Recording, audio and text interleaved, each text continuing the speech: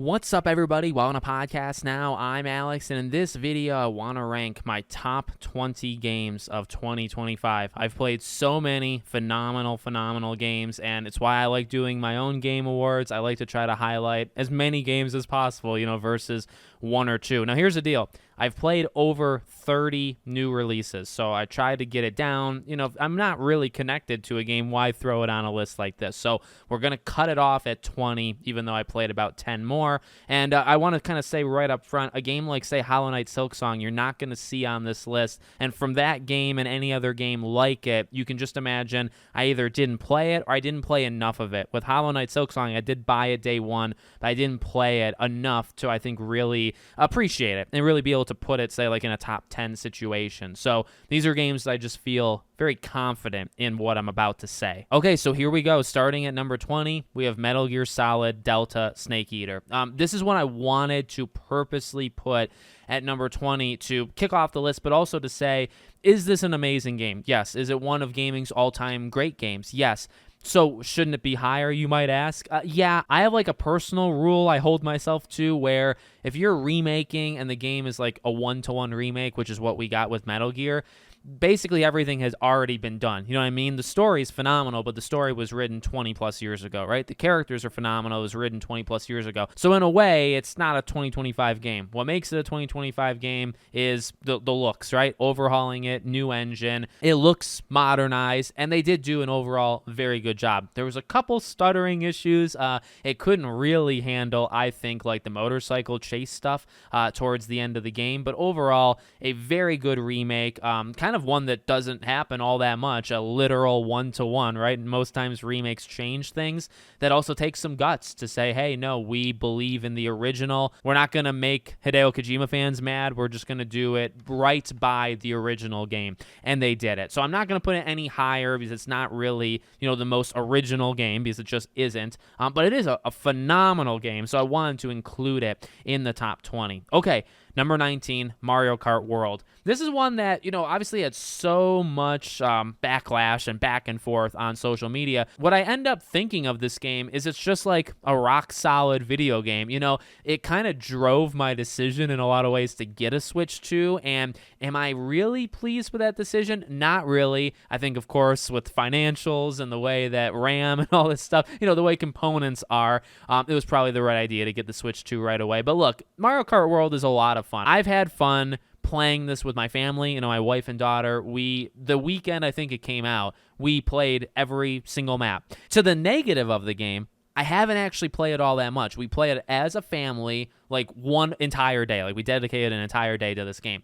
And then I played it at a friend's house when I visited my family, back in my old residence. I played it with a friend, and we played it for a couple hours, and that's it. Like, I have it. I have the Switch 2 primarily for it. So, I just think that's kind of like the power of Mario Kart World is like, it's rock solid. In fact, it's a lot of fun. It's a beautiful game. The sound is great. It looks so great. The modern Rainbow Road is unfreaking real. But also just doesn't really have, I don't know, like the secret sauce to really grab me and demand that I play it even weekly. Like I'm not even playing it weekly, right? So it's like it deserves to be here because it is a special game in a way, but also doesn't do enough to really grab me, hence why it's a little bit lower.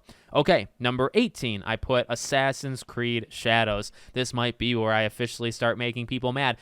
I said this when the game first came out. This is a game that, for whatever reason, I just kept playing. You could have whatever opinion you want on modern-day Assassin's Creed and modern-day Ubisoft and all that jazz. What ended up happening with this game is I think it was a totally fine game that I just played and played and played. And I feel like a game I put 30 plus hours into. And although, and I said this in my review, like there were times I kept saying, maybe I should just put it down. Like, is it really grabbing me? Maybe I should just stop. Like I'll stop at the 12-hour mark. I'll stop at the 15-hour mark. But for some reason, there's like some addicting chemical substance built into a lot of Ubisoft games. You just keep playing it for whatever reason. And to be fair, The reason is they're fine. It's a fine game. In fact, in some ways, it's far better than fine. It gets repetitive. There's definitely still a lot of the Ubisoft-esque things that are in this game that pad the length. You feel like you're doing the same, especially if you're kind of going for a lot of the game, like you're trying to do a lot of it. There's a lot of repetition. You're going to be doing the same thing over and over, but there is something like highly addicting about it. Like the systems themselves are pretty good. Was not a fan of how they ended the story. They did one of the craziest modern day things that I thought games stopped doing, where they end the story and it's not really the ending. The DLC has to end it, which I cannot believe we're still allowing that to happen, but here we are. There's definitely some bad here, but ultimately, like, one of the most serviceable games I think that came out this year was Assassin's Creed Shadows. Okay, number 17, Dying Light the Beast, a game that I think is great, a game that I think is really, really fun, and for whatever freaking reason, I just can't seem to beat Dying Light games. I don't think I beat Dying Light 1, although I've played it quite a bit. Dying Light 2, I played it so much when it first came out and just never beat it and never really came back to it. And Dying Light the Beast came out. In fact, they gave me a review code for this game, and I love it. I mean, in the time, and I put probably 16, 17 hours into Dying Light the Beast, I had a blast. I really do feel, in a way, it's the return to form for Dying Light, and also in a way, it's just kind of expanding what Dying Light kind of is now, modern day. And it's, again, I mean, much like maybe Assassin's Creed and Mario Kart, it is a incredibly serviceable game. It's got the formula. It's not going to shock you with anything, but it's just like really rock solid. I still cannot beat these games for whatever freaking reason. So, I will say that kind of holds it back because I've purposely not spoiled myself, so I don't know how the story of this game ends, okay? But it's really good. I mean, I'd say pretty much everything with this game is really good. It just, I don't know. Is there a difference between really good and great? There probably is, and that's the difference here. Coming in at number 16, Like a Dragon Pirate Yakuza in Hawaii. You say that 10 times fast. Look, this one's tough because this one I really wanted it to be higher. I love Yakuza. It's a phenomenal franchise. It's a franchise that I do feel, and I think it's being revealed more and more, has seemingly lost its way over like recent time.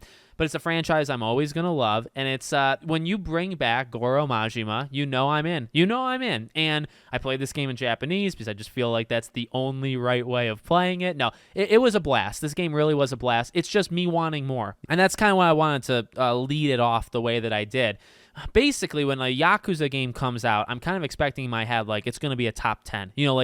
I've set the expectations for it's a really great series, so I'm expecting greatness out of it. And when it fails to meet it, can it still be a really good game and have a lot of things I like about it, but doesn't reach that next mark?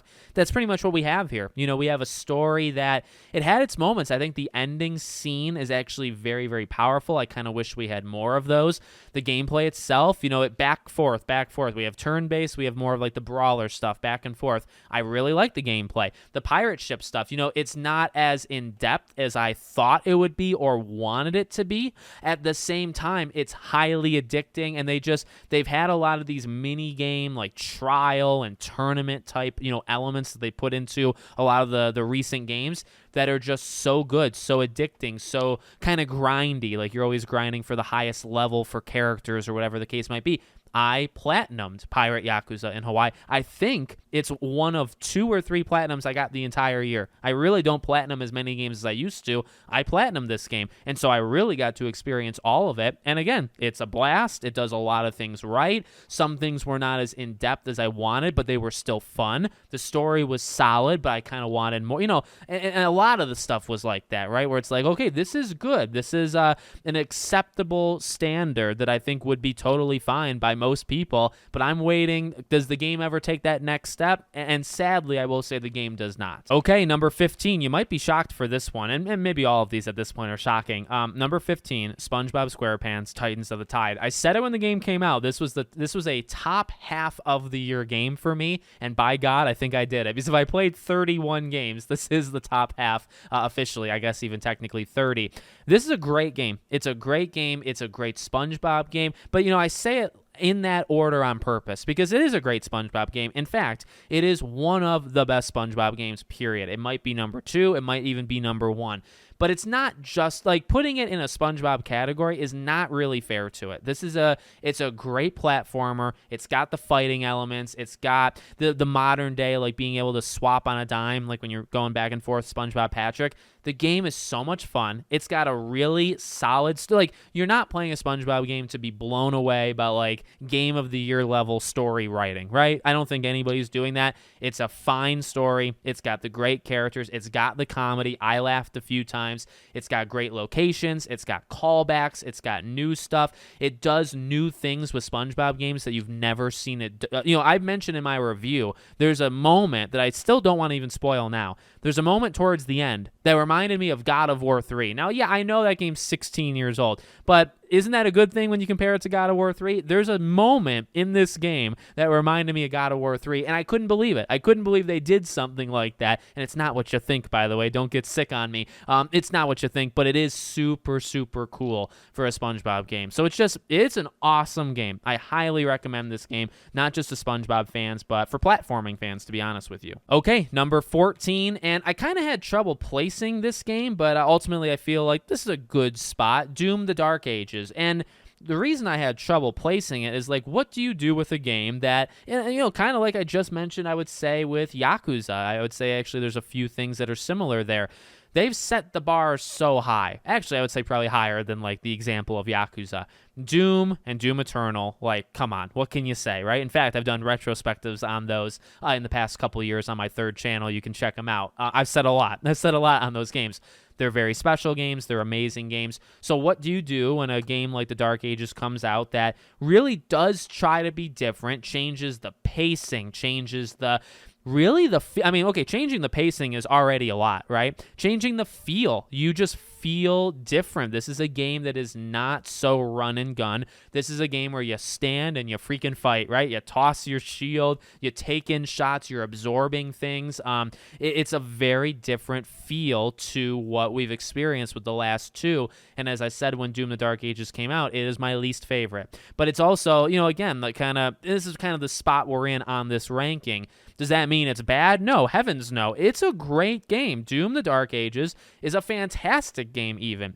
There's some moments, the dragon stuff just did not work. To me, it's not like Lair bad. You remember Lair on PS3? It's not that bad, but it's definitely like not good. And it's definitely not as good as like when you're having your feet planted to the ground. That is still infinitely more fun. Also, the general strategy of these games kind of getting bigger and bigger as we go and kind of being a little bit more open.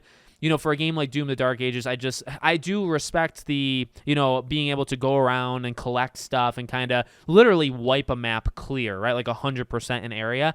There's something addictingly, kind of fun and completionist about that. But also, I think that pacing is so, like I mentioned earlier, right? Pacing is so important for these games that really hurts the pacing. And Doom games, I feel like live or die. Because Doom Original, or Doom 2016, right? And then Doom Eternal, like those games are just perfectly paced games. Like I don't know if you can find a better shooter that's done in that way. Okay, number 13, Rematch. This is one, Alex, you're always against live service games. Well, let me tell you something. Firstly, you had to pay for Rematch. Now, they gave me a code. They gave me a review code for that one. Rematch to me was just so much fun. I constantly do say that although, yeah, I'm against generally like anti more of the live service-y like multiplayer stuff, it doesn't mean like I live my whole life like aiming to kill those games off. I love those games to a degree. I always like to have some of them in the rotation, okay? So when it comes to a game like Rematch, I always like to have, say, Rocket League. How about a game that starts with the same letter? Rocket League, I've put hundreds, if not thousands of hours into Rocket League. I always like to have one or two multiplayer games that are just highly addicting that I could play for a month straight, then I could put down for half a year, and I can come back to. I always like to have a couple of those. Rematch has become that game. I can play Rematch for hours every day. I can play it for 20 hours in a week, and then I could not touch it for a month. Like, that's the type of game that it always has been to me. and it's just so much fun, like scoring goals, making saves. No, I mean, it's soccer. It's soccer done with a little bit of arcadiness. It's not perfect. I've actually been playing it a lot, like towards the end of the year here, and I actually feel like they've made the game worse, like the ball physics, and like I don't know, so much of this game relies on like the ball having to stick with you in certain situations, like the game giving you situations, and sometimes the game just doesn't give you things I think it should. So I don't want to nerd out on you and get too deep into Rematch, but there's some like kind of deep dive, like once you play this game for 50 hours, you kind of notice these things. There's some things I'm not a big fan of that's kind of actively hurting the game, but it's also some of the most fun I had all year, and I've put almost 60 hours into this game, which probably puts it in the top 3 of like most hours in a game in 2025. I haven't done that with a lot of the other games, right? So I feel like it kind of deserves a spot this high. Number 12, this one was difficult, and I'll kind of explain and walk myself through it for you, but also for me. Hades 2. So I wanted to put this high because I have played about 25 hours of Hades 2. Now, you could say, well, what's the problem? So I haven't actually played it since it came out full release, which might be a sin. I might have to, repent for it. But because Hades 2 officially kind of came out in 2025, right? But the early access has been going on for quite a while. This is an amazing game. So I'm putting it in that category. This is an amazing game. This game deserves Game of the Year nominations, all that jazz. This is where those kind of like built-in rules I make for myself come in. I haven't beaten it, and I also haven't literally played the actual like full-on release version. I know what it used to be like, and I put in 25 hours, and it's a masterpiece. It's maybe not as good as Hades 1, but Hades 1 is also one of the best games ever created, so it's hard to match that. So it does deserve, I would say, a top 5, top 10 spot. It's just because of logistics. I can't put it there for my own moral sake, okay? All right, coming in, number 11. This one's actually higher than I thought it would be. Kronos, The New Dawn. What a game. What a game that really is just different while also kind of being samey. Don't Let Them Merge really became something, I think. It is a standout of this game, is the gameplay. It will remind you of Dead Space. It will remind you of survival horror. The thing is, this game is tough. This game is hard. And I was playing on normal or whatever the medium difficulty is. The game's hard. Ammo is tough to come by. Boss fights can be difficult. Enemies, you really have to be careful where they're dying so they don't literally merge with each other. It is such a different kind of game, though. I mean, it'll give you the Dead Space vibes, but the time travel thing that's going on, we'll say without spoiling it, I love the ending. I love the twist. There's kind of like a big twist that goes on with this game.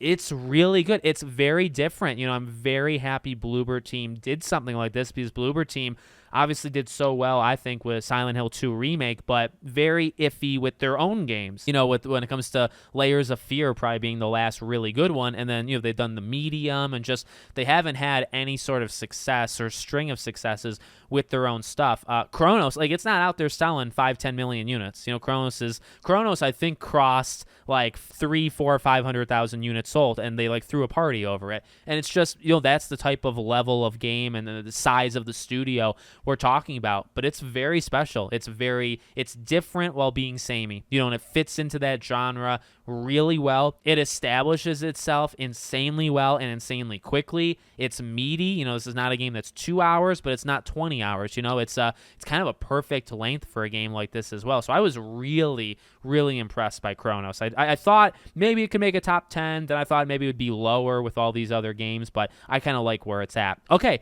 coming in at number 10, though, is the last game I actually played of the year, which is Skate Story. I've made videos on this. I kind of throw Skate Story into a lot of the videos. When I'm rambling and talking about games, I'll bring it up because I just think this is one of the most unique games of the year. It's also one of the most unique games of the last maybe 5-10 years. It's just, yes, it's skateboarding. You've played a skateboarding game. You've played something similar-ish, but you literally play as like a glass being, I'll say, in this game, and because of that, the weight of the skateboard is different. The way you're chaining together moves is different. You use your skateboard moves as attacks against things. That's different. The speed at which the game goes is different. There's like semi-open world areas and then kind of on-rail moments. The story is phenomenal, and the story is so shockingly different that you really have never seen a story done like this. It's so freaking good and just so different. The game as a whole is different. The only thing you've seen before with this game is that he's on a skateboard, and you do know what a skateboard is, and you might know the moves, you might know like what they're called and how to do them,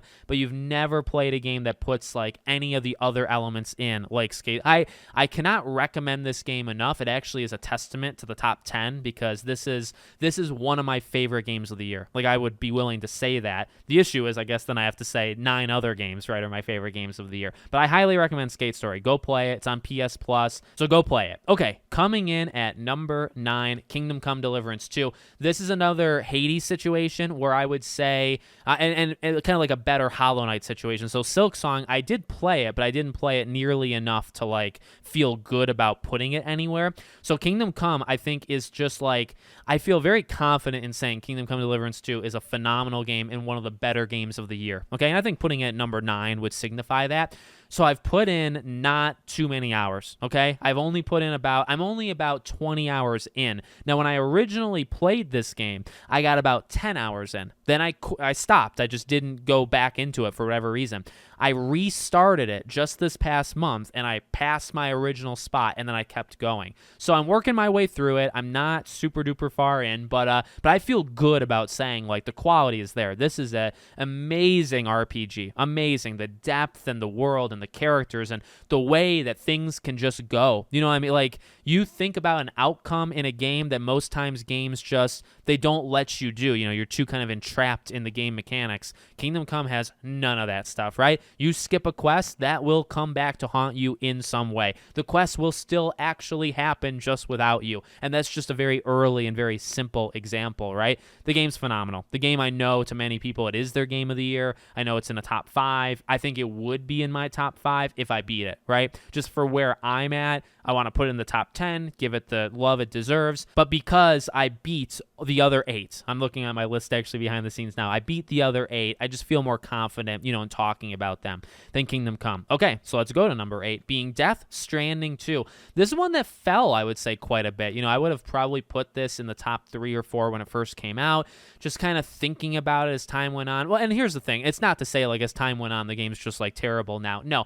The game is a great, great game. I love Death Stranding 1. I love Hideo Kojima. Maybe not as much as Jeff Keighley, but I do love him. It's a very special game. You know, these are the types of games you literally only get with Hideo, and I just feel Death Stranding 1 I like more. And I played Death Stranding 1 right before I literally played these games back to back. Like, I beat Death Stranding 1, and then like a week later Death Stranding 2 came out. For me, the story of 1 is just infinitely better. The lore of 1 is just infinitely better. I know not everybody agrees with that, but I mean, that's just me, right? I'm just telling you my own personal experience. I played one of them, and then I went directly into the other. And yes, does Death Stranding 2 do a lot of things better? Oh my God, yes. It makes traversal, like, I think a lot of people did like traversing in Death Stranding 1, but it just, the layers of depth that Death Stranding 2 added to it is incredible. The visuals, holy dear God. Some of the new characters are incredible. And Higgs is still a standout villain. He commands the screen. You know, Troy Baker commands the screen anytime he's on it. There's a lot to love about it. It's a phenomenal game. It really is. I just feel the one thing to me personally that holds this game back is the story is the beats of the story are very rinse and repeat the first game. I feel like I was experiencing kind of the same thing again with a couple extra changes for sure. The twists were not as big. The lore, the kind of like lore dumps they would give you, they were probably like paced better, but they weren't as interesting. I actually think the lore is far more interesting that they did in Death Stranding 1, even though I'm not a fan of how they delivered it to you. I actually liked it better. So kind of smaller thing. You know, if you play Death Stranding 1 and 2, you know, I could make a video kind of just going through the whole thing. Well, I kind of did that already, didn't I? But yeah, it's a great, great game. It's just a game to me that doesn't reach the first game, and you know, I just prefer some of these other games we'll talk about a little bit more. Okay, number 7, Silent Hill F. It finds its way in the top 10, top 7. I'd say that's pretty darn good. I love Silent Hill F. I said it when it first came out. You know, I sometimes say it, I feel like, just to get back at people that like despise this game and have made, you know, the whole career online just being like Silent Hill isn't what it used to be and it's terrible now.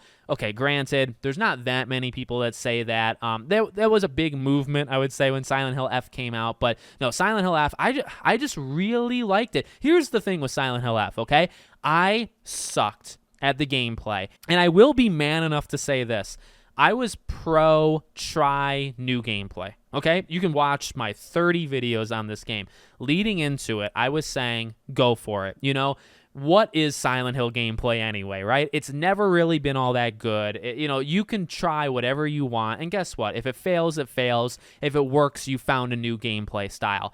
I can sit here and tell you that I did not enjoy the gameplay of Silent Hill F. I tried, and I got better as the game went. But I cannot sit here and tell you that the gameplay is good. Here's the deal, though. As I just said, and as my videos would show, I've never thought the gameplay was good, for Silent Hill. So really, we're back to square one. Okay, you experimented with the gameplay. To Alex, to me, it did not work, right? Well, what about the rest of it? I loved the setting. I loved the themes. Hinako was phenomenal. She's one of my favorite characters of the year. She's one of my favorite performances. The actress that played her, so good. She's a great character. The cast is great. Again, like the themes that they're going through. I think it's a phenomenal Silent Hill game. I really enjoyed it. It's got the depth. You have to play it multiple times to really understand it. It's got the detail in the first playthrough that kind of makes you question stuff, and then you kind of figure it out, a little bit more as you go. It's so good. I mean, I can't say it enough. I just love. The thing is, and I think it's fair, to put it at number 7 on my list. I love it. It's one of my favorite Silent Hill games. I think so many of the elements of it are good, or actually great or amazing. If I don't enjoy the gameplay, can I really put it, in the top 5, right? Like, as I'm moving around, that's a big detriment to it. At the same time, as I've said, like, I don't think any Silent Hill game has ever really had great gameplay. So keep trying, but keep everything else, roughly the same. Okay, number 6 is Split Fiction. At the time, because I want to say this was like one of the first games I played this year, this would have been my game of the year. And then, like, as the year went, it kind of slowly descended the list. Is that what you would say? It's such a fun game. I played this with my wife. We really love Hazelight's games, playing A Way Out, playing It Takes Two.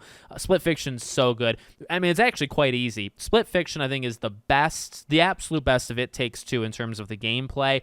There are things that you do in Split Fiction you've never seen in a co-op game before, and I mean that. That's not exaggerating. The final mission in Split Fiction, you've never played anything like it. Period. They push the technology along with what they're trying to do cooperatively into something you've never seen before. So the creativity is off the charts. The game looks amazing, feels amazing. There's so many just small moments. There's so many levels where you're doing different things that it's always fun. It's always changing up what you're doing to keep you on your toes. Love it. The only thing that I would say probably hurts this game, the story is very run-of-the-mill. The two characters are good enough, and I think they work well off of each other, but the villain is very cliche. The story itself, there's nothing special. Whereas It Takes Two actually did have depth in its story, and A Way Out actually was very story and character focused as well. This is probably the weakest of those elements of their last 3 games. In terms of everything else, it clears everything, but the story and the characters, I think, hold it back. Okay, number 5, we made it to the top 5. Mafia: The Old Country. What can you say? I made a lot of videos on Mafia: The Old Country. No, it's an incredible game. It's a game that I think has some amazing storytelling and care. I think you got to focus on the strengths, and when we reach this high on the list, the strengths are like otherworldly, and there might be some weaknesses, as I'm like Split Fiction has a fine enough story and characters, right? But it's not like good or great. And Mafia, you could probably say that with like the gameplay or elements that are not the story and characters. Mafia has always roughly been driven by the area, by wherever you are, right? The time period, the characters, the story. That generally has driven Mafia games. And there's no difference. That's what drives this. It's a incredible cast from top to bottom. This is a cast that, when you talk about like performances and characters, it's not like a 1 or 2 like good characters. This is like an entire thing, right? There's like 5, 6, 7, 8 really great characters in this. It makes the world believable. It makes the time period believable, going to Italy, right? So good. The story is so good. The characters, the twists, the turns, the growth of Enzo, the friendships and the love interests, and just so much of this game is great. And then, you get to the other stuff, and the gameplay, totally fine. It's not where the gameplay is bad. With Mafia, it's not good. I wouldn't call it like elite gameplay. It's serviceable enough, right? You point, you shoot, you stealth takedown, stuff like that. Definitely fine enough, and it can fill in where you need it to fill in, and you're playing this game for everything else, right? The gameplay is just kind of getting you. By the way, some really, I think of like the Opera House. If you've played Mafia: The Old Country, there's some missions that are just unfreaking believable of how kind of big in scope. It almost feels like a Mission Impossible type movie, but like putting it in a Mafia scope. The last mission, what all that happens at the end of this game, super good. Okay. Number 4, Ghost of Yote. I was debating. Ghost of Yote and Mafia, I do think could have switched. Ghost of Yote is an incredibly good game as well. It does a lot to, double down on Tsushima. I feel like I've also cut a lot of these games. I feel like I've made 30 videos on, and it's probably because I have. I really did love Ghost of Yote. And even the elements that I thought would be weaker still were actually very strong. See, this is, I would actually think I feel good about this spot because I think it's more well-rounded. The story and characters and things like that I thought would be weaker in Yote. Now, I don't think they're as strong as Tsushima, but I can understand people that actually say it's on par or better. I really did like Atsu. I really like Saito, the villain in this game. There's some really good stuff this game does with characters and story that I wasn't really expecting it to be this good. I don't know if it's elite, but it's definitely like it's beyond serviceable, right? And then there's everything else. This game doubles down on the exploration, storytelling, the exploration of gameplay that Ghost of Tsushima started to do and did it well, but had the repetition, right? Ghost of Yote always feels like there's a new adventure somewhere. It always feels that you can play this game and just experience something new off to the side because you see something in the world or the wind takes you there or whatever the case might be. A lot of depth. You're really not repeating a lot of the side stuff all that much. What you are repeating is the fun stuff, and then there's like the unique original stuff. So I really love this game. I think it's a well-rounded game, I want to say. Okay, a game that I don't think you would have expected to be this high, but this is kind of classic Alex stuff for you. Sword of the Sea is my number 3 game. I was debating putting this in number 2, but I thought, okay, I can't really do that. I'll start a revolution from my fan base. No, Sword of the Sea, so good. I've been a fan, and I've made a lot of videos on Sword of the Sea as well. This was kind of the offshoot, right? Giant Squids. The company came from that game company, of course, who made Journey. Some of the heads there kind of went over. They made Abzu, they made The Pathless, and now they've made Sword of the Sea. This is a magical game. This is a freaking magical game. It's on PS Plus. It's free. For the love of God, go play this game. You think I was forceful with Skate Story? Please play Sword of the Sea. It's a beautiful game. The visuals are incredible. It's the perfect blend of the Journey sand and the Abzu water. You want to know what it's like to mix those two? You play Sword of the Sea. The traversal is so good. It's got this very almost like you could play it kind of forever. It's this surfboarding-esque thing. It's not as serious as, say, Skate Story, but you know what? It actually always is tracking your moves. It's tracking your time. It's tracking your combos. There actually is a little bit of the depth of movement in Sword of the Sea. The story is kind of classic them. There's no talking. There's no, there are sounds, I guess, but there's no like spoken words. And they have to tell an entire story like that. And it gives me, this is the game that gives me all the vibes of Journey. It's almost as good as Journey. None of their games have matched it. And this game still doesn't. Journey is one of a kind. It's one of my favorite games, period. Sword of the Sea is right below it. It gets so close. It's got so many of the elements that makes Journey good, while also kind of being original in a couple different things of its own. So freaking good. I can't say enough stuff about it. Okay, number 2, I'm going with Dispatch. Now, this one, it is different because we have focused actually quite a bit on gameplay, right, of the last couple of games, and this game's gameplay is very different. I've seen a lot of people boil this game down to just like the return of Telltale-like storytelling, and look, that is a big part of the game. I don't want to diminish, though, the very underrated, I think, gameplay system of Dispatch. Dispatching these villains, these has-been villains, is incredible. It's a lot of fun. There's some depth to it. The hacking mini games are a lot of fun when you're not experiencing just an incredibly well-told story incredible characters, great chemistry, great cast, some twists and turns, just this build-up of an episodic game that just does so many things right. And then you get to the gameplay, and normally you say, it's just the gameplay. What gameplay, right? What gameplay is there in Telltale's Walking Dead and stuff like this? Normally you say that. And guess what? Number one, everything else still kind of carries it, right? You can actually have no gameplay, and a game like this can still carry it with the choice and consequences and all that stuff. But this game's got gameplay, and it's got really fun. Like, I'm not great at it. I failed a lot of calls, but at the same time, I saved a lot of people in that town. The gameplay really is a lot of fun. There's the kind of traits and leveling up system, of the heroes as well. That's really cool. And then it's just everything I just said, right? It's a beautiful game. It looks so good. I love that art style, and it's been gone for too long. It brings back episodic in just the best way possible. It has that perfect build where just every week it was getting better and better, and you could tell people were getting behind it more and more. And why? Well, because it's a great story. It's great characters. It's a great cast. Laura Bailey, Aaron Paul, from top to bottom. Again, a game that probably it's got a top three, Invisigal, Blonde Blazer, and Robert. Like, those three kind of carry. But it really, you want to go beyond that. It's probably got like a 4 through 10 cast as well. That's super, it's stacked. It's just stacked. Not just the top three, but like the entire cast. So, yeah, this was a game that was never really in contention for number 1, but it definitely probably bounced around 2 through 5, I'd say, since it came out. And I'm very happy with putting it at number 2. And then, of course, number 1 is going to be Claire Obscur Expedition 33. Now, here's the deal with this game. I made an entire video just talking about this being my game of the year, okay? So this is a long video, not going to go all the way into it, but to just kind of give it that summary. From the time I played it till now, it's always been game of the year. It never budged. It was always number 1. The story, the characters, the gameplay being just so good. Turn-based, and turn-based doesn't have to work with everybody. In fact, many people it doesn't work for. It worked with me. I loved it. It's got the depth. It's got, the kind of the learning curve to it that you can actually get. The story, the twists and turns the story takes was otherworldly. The characters, again, we're talking about a cast that, you might see a pattern, at least on my interest in games.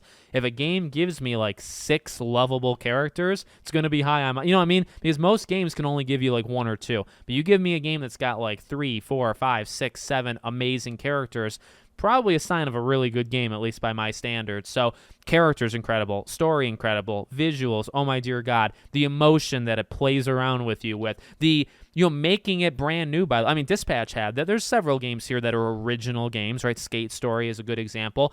Making us care about the world, getting us informed about what this world is. And then, by the way that the world is, like, no, spoilers, but no spoilers, right? Like, there's more to it. There's more to it than just what is shown to you, at least initially. So you're learning about this new universe, and you're trying to fall in love with it. You're trying to keep up, and they're throwing these twists and turns at you, and these moral dilemmas, and this wrong versus right, and all these different things. Like, it poses some really interesting questions with some great characters, great story, great gameplay, great music, all that jazz. It's just, it's overall my game of the year.